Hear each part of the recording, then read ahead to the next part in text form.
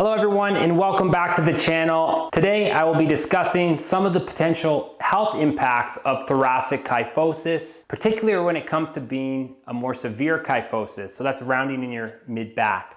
We will be discussing how this is affecting your quality of life, and then we'll discuss ways to prevent kyphotic progression altogether. But first, let's clarify what excessive or severe thoracic kyphosis is. So first off, kyphosis refers to the natural curve of the spine, and it's in specifically the thoracic region that we're talking about. So that's your upper back, and it's normal to have a slight curve, but when this curve exceeds 50 degrees, we're gonna refer to this as excessive or severe thoracic kyphosis. Even if you're not in this excessive category, your kyphosis will increase with age due to the regular daily posture, being on tech, driving, sitting. We're always rounded in that position, so that repetitive strain will add up and accumulate over the years. The first article that we looked at discusses the correlation between thoracic kyphosis and physical health. So this specifically looked at older adults and their reports on significant impact on excessive kyphosis on their overall physical health. The effects were including decreased walking speed, impaired balance, and reduced ability to perform daily activities. Now, the study also found that older adults with severe thoracic kyphosis had an increased risk of falls. So the authors emphasized the importance of early detection and intervention. So this is important because at the end of this video, we're gonna discuss some of the stuff you can do at home that can help prevent this from progressing. Now, in a second article, it looked at the psychological impacts of increased thoracic kyphosis in adults. So it specifically discussed how severe kyphosis can lead to depression and anxiety, and this is possibly due to the physical discomfort and aesthetic concerns due to that excessive kyphosis. The participants also reported lower self-esteem and a decreased quality of life, indicating the broad impacts of the physical condition on mental health. Finally, we want to look at the impact of severe kyphosis on respiratory function. And one article that I looked at found that severe kyphosis can compromise respiratory function. And this condition leads to reduced lung capacity, decreased forced expiratory volume, and the research also suggests that chest wall mechanics, so inside your chest, the diaphragm, etc., and lung volumes may be affected by these changes in the spine.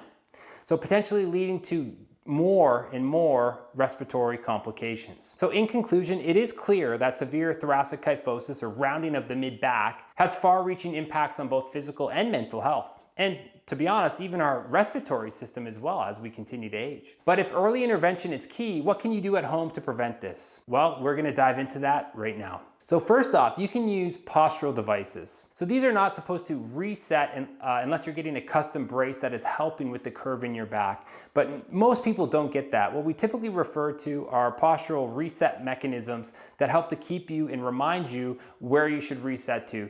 So a common one that we use is the Posture Medic, and this wraps around the shoulders, and it's an elastic, so it's not supposed to keep you stretched back there, but it's a good reminder as you slouch forward, you're gonna feel the tension and it's gonna draw it back. Another way you can do this is postural taping, so things like kinesio tape, rock tape that have stretch to them. If they are put on correctly, then what will happen as you slouch, that pull is gonna activate some of the sensors in the muscles and in the skin and tell your muscles to contract because it's reminding your brain that you're moving too far forward. So these are fantastic to use. If you find yourself in those repetitive positions of sitting in a car driving for multiple hours a day over the course of the week, or just sitting at a desk where you're hunched over and you get really involved in your work, then this is something that you should really look into just as a preventative measure and learning how to do it at home, postural taping or using a brace, which is really easy, even just for small parts of the day to help reset in general. So the second thing that you can do is exercises in chiropractic. So creating movement segmentally with chiropractic by getting adjusted,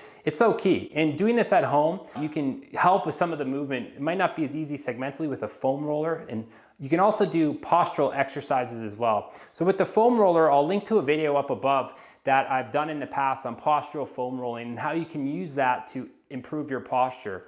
And when it comes to activating your upper back muscles, you want to build endurance. So you want to be able to support these positions for longer. When we're hunched over and we have rounding, we have stretch on the muscles and we're really hanging on the ligaments of our spine to support us.